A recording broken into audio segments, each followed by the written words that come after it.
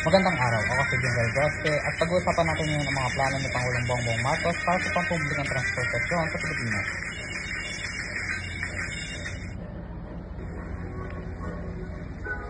Isa sa kanyang pangunahing proyekto ay ang North-South Commuter Railway at ang Metro Manila Subway na magpapabilis ng biyahe sa Luzon. Inaasahang makakapagsakay ito ng milyong-milyong pasahero kada araw at makakabawas sa matinding trapiko.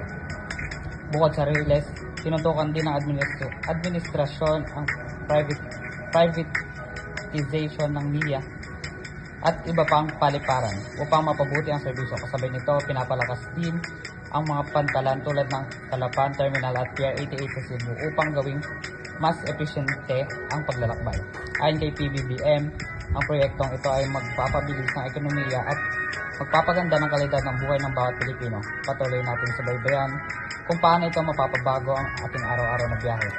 Ako si General Grospe at ito ang PBBM at ito ang